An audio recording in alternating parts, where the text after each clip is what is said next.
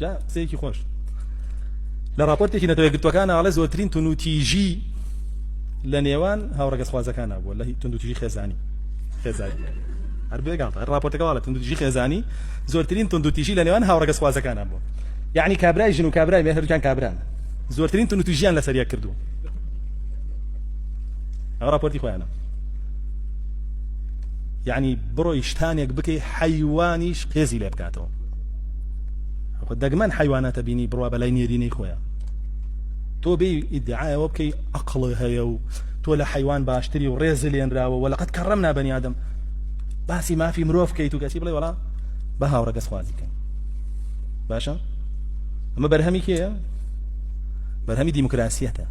چونکە دیموکراسیە دەڵێ حکم بۆ زۆرینە ئەگەر زۆرینە دی بە هاوڕێگە خوازی بکەین ئەبێ هەمووی بیکە ئەو دیموکراسی کە بەناو ئیسلامیەکانیش لە دەوری هەڵەسوورن کردویانە بە کەعبەی خۆیان تەوافیەکەن شەو ڕۆژ و خەڵکی بۆ لاباسەکەن بانگەکەن لە دیموکراسیەتە یعنی زۆری نەخوایە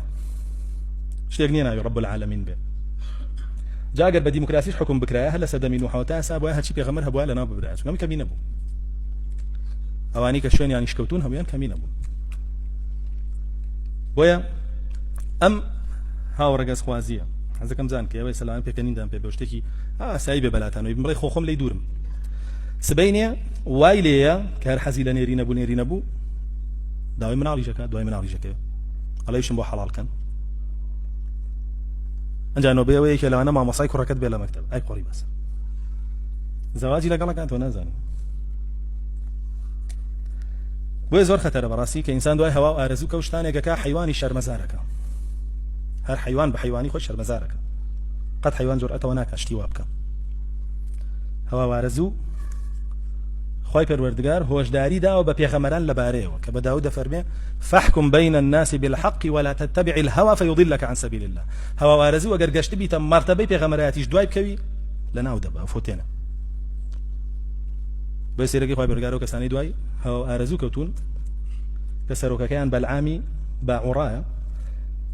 کە یەکێ بوو لە عالمە گەورەکانی عەمالیقە لە فەلەستین لەبەرەوەی دوای هەوا و ئارەزوەکانی کەوت و دوای دنیا کەوت دعای کرد لە لەشکرەکەی موسا خوای پەروەردگار فەرمێ مثله كمثل الكلب نمونەی ئەمە وەکو نمونەی سەگ وایە موسا و مجاهدین هاتن بۆ فەتحی بەیت المەقدس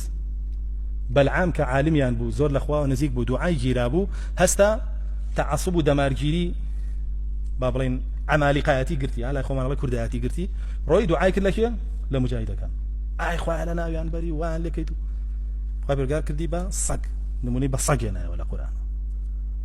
جا بۆ ئەم بابەتە زۆر خەتەرە کە ئینسان دوای هەوا و ئارەزوو و ئیمتیازات و پلە و پایە و پارە و ژیان و وەکە و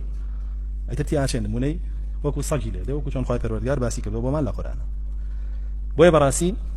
هەوا و ئارەزووە لە ئینسانەکە شوێن شوبهاتەکان بکەوێ و تێی بکەوێ